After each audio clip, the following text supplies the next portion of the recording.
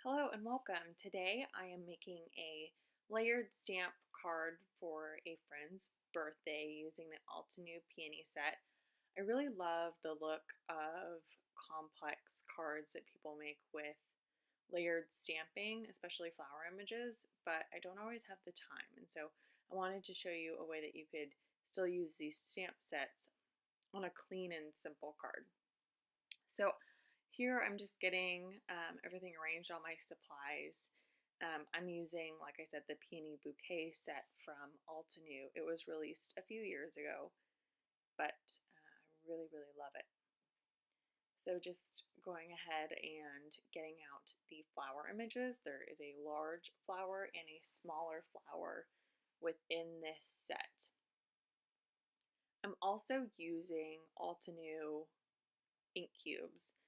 I really love using their inks for stamp layering because they all come, it's foolproof, right? They all come, you know which one's the lightest all the way up to the darkest, and you're not trying to fuss with making an arrangement work of which ones, like trying to figure out with your inks, which ones like trying to find four that go together. That's what I'm trying to say.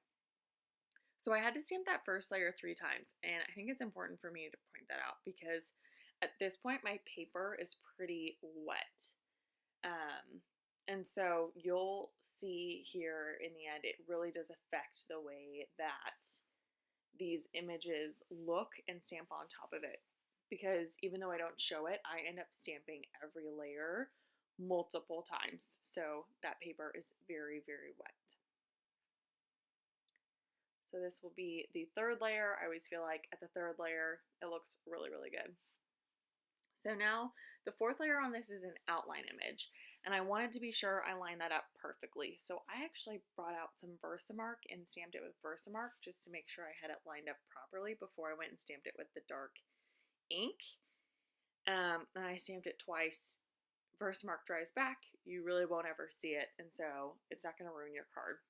And I realized I was just a smidge off. So it's good that I stamped it first in Versamark. That's a trick I really like doing with my stamp layering. If you're not 100% sure where it's supposed to go, stamp it in Versamark and then adjust if you need to. So got that outline image stamped, and now I'm coming in with another panel here to do some stamping with the leaves. I think it's really important to use a MISTI or a Tim Holtz stamping platform or any other kind of stamp positioning tool when you do stamp layering. You can do it with an acrylic block certainly, but unless you are extraordinarily skilled, it's going to be a little bit difficult.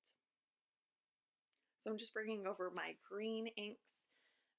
These were in the last ink release from Altenew, and I think the colors are really, really beautiful.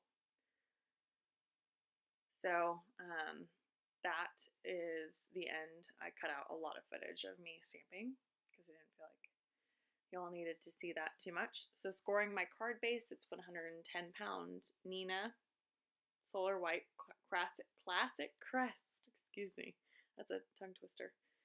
And just taking out the, I've got a mouse pad in my MISTI, so taking that out and stamping on my custom stamp. I get that at Bossy Jossie, and I'm using Simon Says Stamp Doll Pink. That is also the cardstock that I am using for this card. So I've die cut all of the flowers and leaves, so you can kind of see them on the top. And here I'm trying to see where I'm going to line up the sentiment, which comes from an older Altenew stamp set called Floral Frame. So just trying to see where that lines up. So just taking my MISTI's magnets, placing that down, and making sure it's all aligned. Another reason to use the MISTI, I think, is because of that ruler and the grids. You can really make sure it's even. Once again, using that doll pink ink from Simon Says Stamp. Stamping that twice so I get a good impression.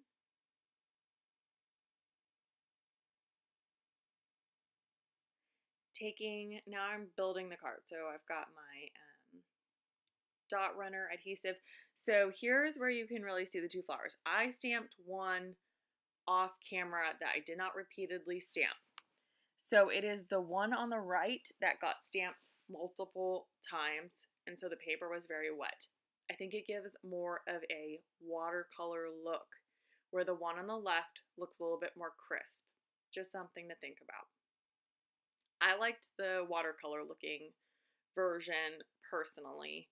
I think it gives a really nice soft look, while the other flower gives a more bold look. So like I said, something to think about. So I'm just playing with what I've got, some leaves and flowers here, and trying to see what looks good and how I want to arrange things. So I settle on these two leaves and that one main flower and call it good.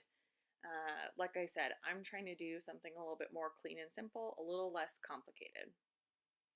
So just going to stick these down flat, again using that dot runner adhesive, and all the time bringing back in that flower to make sure that those get positioned where I want them, and taping down that flower. Making sure that is secure. And now I'm going to bring over my job ticket folder of fun foam, finding a piece that works, just snipping off the little extra, and I'm going to stick it down. This is the only dimension on my card. I'm using score tape to adhere on the fun foam. For me, this is the best thing I've found to get that stuck on and have it really, really stick. So it's peeling off those backing sheets. And then I will bring over the pink frame and stick that down, center it. I think the addition of that pink color gives a lot.